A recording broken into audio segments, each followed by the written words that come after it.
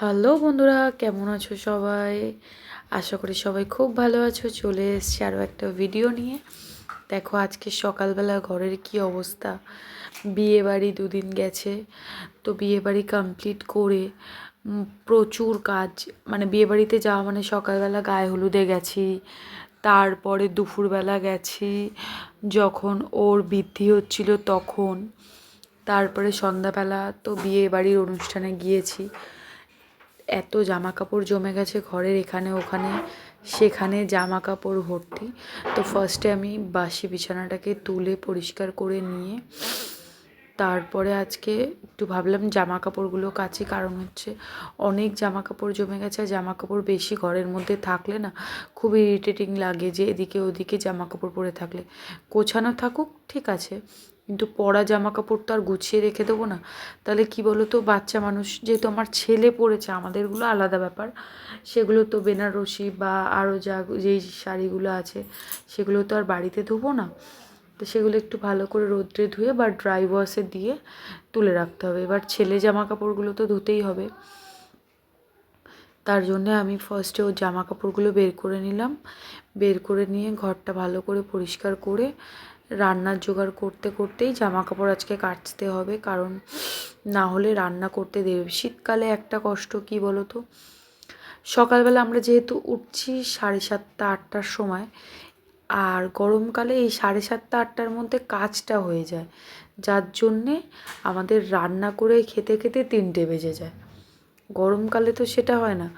গরমকালে এই 3 ঘন্টাটা অ্যাডজাস্ট হয়ে যায়। 6টায় উঠলে 8টার মধ্যে তুমি সব কিছু করে নিতে পারবে। আমি 7টার সময় আমার জামা কাপড় কাচা হয়ে যায় গরমকালে।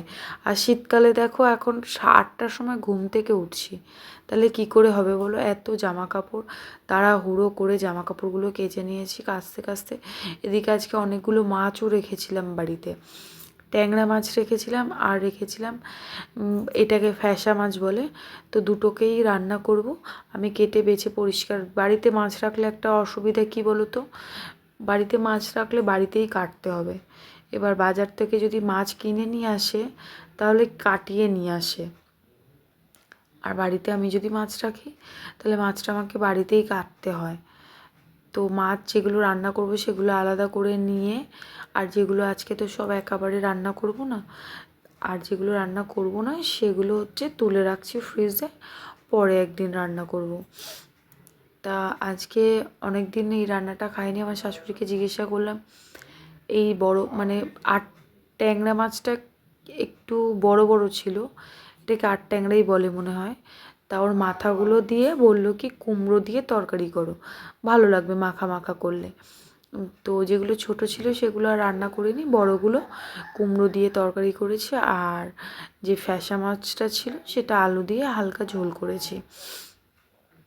তো মাছগুলো তুলে নিয়ে আমি এর সাথে সাথে আমাকে কিন্তু কাচাও করছি।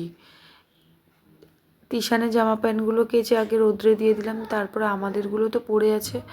আর রনির জিন্সগুলো একটু ভিজিয়ে রাখতে হয় অনেকক্ষণ, না হলে কি হয় বলো তো, কাচতে খুবই কষ্ট হয়। আর শীতকালে যেন বেশি কাচলে গা হাত পা খুবই ব্যথা হয়, জল ঘাটা অনেকক্ষণ হয়ে গেলে। কাদের কাদের এরকম অসুবিধা আছে একটু জানিও তো। এই যে ট্যাংরার মাথা দিয়ে কেউ কোনোদিনও এই রান্নাটা খেয়েছো কি না কমেন্টে জানিও। খুবই সিম্পল রান্না, কিন্তু করে দেখো তোমরা, ভালো লাগবে। কালো জিরে কাঁচা লঙ্কা ফোড়ন দিয়ে কুমড়োটাকে দিয়ে দেবে। কুমড়োটা একটু মাখা মাখা হয়ে গেলে, মানে তার সঙ্গে নুন হলুদ রয়েছে, হালকা একটু জিরের গুঁড়ো দিয়ে তারপরে মাথাটা দিয়ে মাখা মাখা হয়ে গেলে নামিয়ে নিলে হয়ে যাবে। একটু মিষ্টি দিও, ভালো লাগবে খেতে। আমি এখানে মাছটাও করে নিয়েছি সাথে সাথে। আর আমার মোটামুটি কাচাও কমপ্লিট হয়ে গিয়েছে, রান্নাও কমপ্লিট। আজকে এই অবধি, তোমাদের সাথে দেখা হবে নেক্সট কোনো একটা ভিডিওতে। টাটা।